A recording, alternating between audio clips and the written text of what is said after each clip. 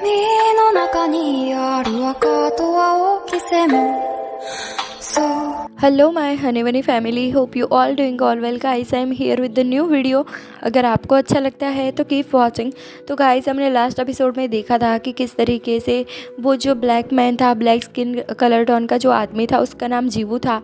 और जीवू के हाथ में अब आज की रात के लिए आ गया था सिवलॉन, और सिवलॉन के पैरों की पट्टियों को उसने खोल दिया था। उसके बाद उसने कहा था कि तुम्हारे पैर को मेरे थाइस तक ले जाओ। उसके बाद वो अपर ले जाने के लिए बोलता है, पर सिवलॉन इस चीज़ में नया नया था, और उसको कस्टमर को कैसे खुश किया जाता है, कैसे अपने अपने सेंस से उनके टच को उनको फिल करवा कर अच्छा फिल करवाया जाता है, सेड्यूस किया जाता है, वो सब उसको नहीं आता था बेचारे को। ये इस फिल्म में अभी भी नया नया था, तो वो करने के लिए मानता नहीं है, और उसे बहुत ज़्यादा ऑकवर्ड फील होता है, बहुत ज़्यादा।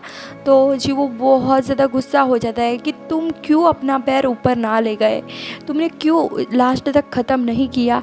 ये बोलकर वो सिवलेन के पैर को बहुत ज़ोर ज़ोर से मारता है और उसे परेशान करने लगता है, और ये सारी चीज़ें सह कर सिवलेन रोने लगता है ज़ोर ज़ोर से।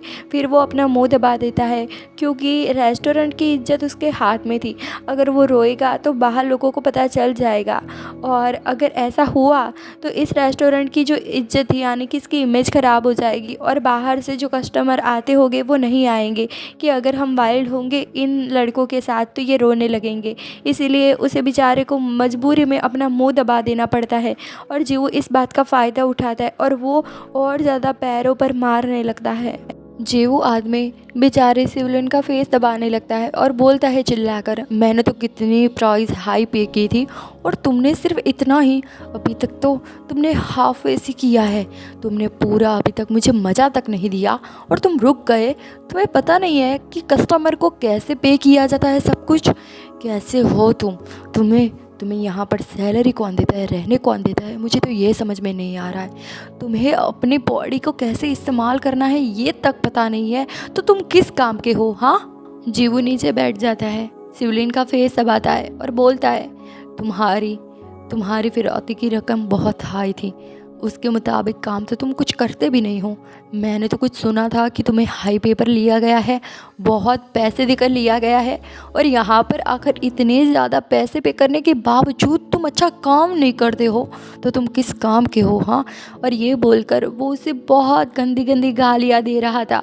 सिवलिन रो रहा था, उसे बहुत ज़्यादा बुरा लग रहा था कि मैंने तो कुछ ऐसा किया भी नहीं है, तो मेरे साथ ऐसा क्यों हो रहा है। और वो उस एज तक नहीं पहुंच पाया था जहाँ पर वो समझ पाए कि प्रोस्टिट्यूट का धंधा क्या होता है, अपनी बॉडी को सेल करके सिड्यूस करना क्या होता है। अभी तो ये जॉब नई नई थी उसके लिए, और यहाँ पर भी उसको मजबूरी में डाला गया था, इसे यहाँ पर बेचा गया था।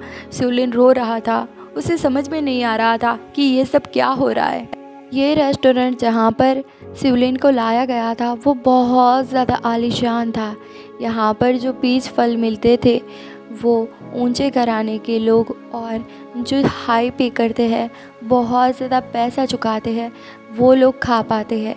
यहाँ का भोजन बहुत ज़्यादा महंगे शेफ़ बनाते हैं, और खाना स्वादिष्ट भी बहुत होता है।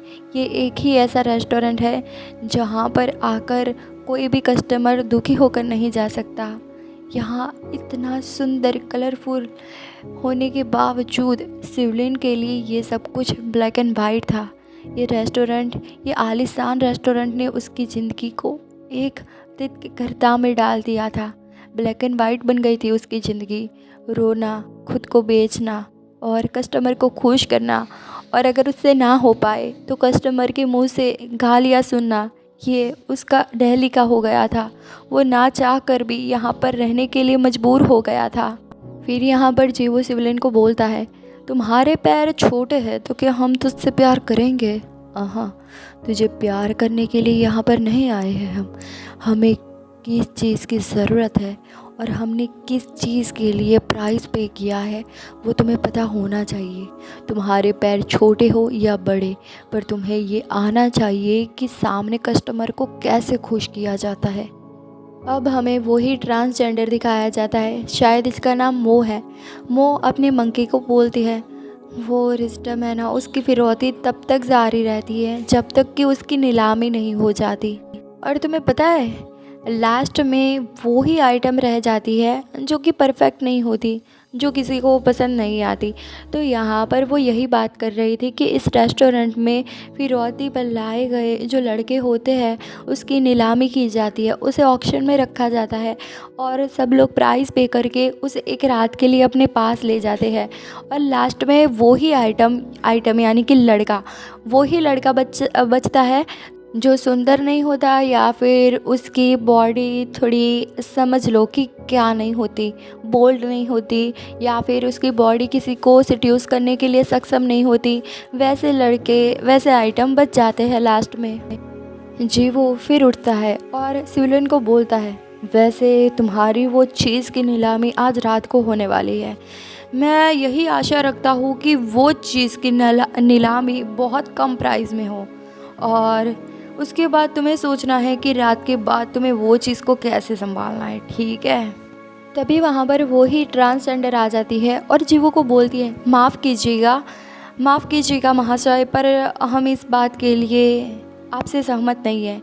वैसे हम डोमियों को इस तरह की बात नहीं करते, वैसे हम कम दाम में कुछ भी नहीं बेचते और ऐसे अधपका और शुरुआती फेज़ में कोई लड़का हो जो कि अभी तक इस दुनिया में पूरी तरीके से सबसे रूबरू भी नहीं हुआ है तो हम उसको कम दाम में नहीं बेचते, ठीक है। तो आप अपना ये मशवरा अपने पास ही रखिए, हम वो नहीं कर पाएंगे, ठीक है। हम माफ़ी चाहते हैं आपसे। ये सुनकर जीवू आंखें दिखाने लगता है। ये ट्रांसजेंडर फिर से बोलती है, क्या ये ऑक्शन के लिए था? ये पिच के ऑक्शन के लिए था? हम माफ़ी चाहते हैं कि हम आपको पूरी तरीके से खुश नहीं कर पाए, हम माफ़ी चाहते हैं इसके लिए।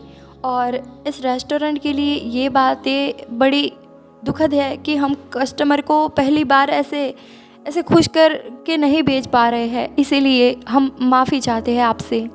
आज से और अभी से सिवलॉन वांगजी से नहीं है, ये बताना मैं चाहती हूँ। यानी कि ट्रांसजेंडर कुछ ऐसा बोल रही थी कि अब से ये सिवलॉन यहाँ का नहीं है, ऐसा कुछ। फिर ये ट्रांसजेंडर बोलती है, नीलामी में विफल रहे प्रांत का नाम खारिज करना ये वालजी का प्राउड है और यहाँ का कानून है।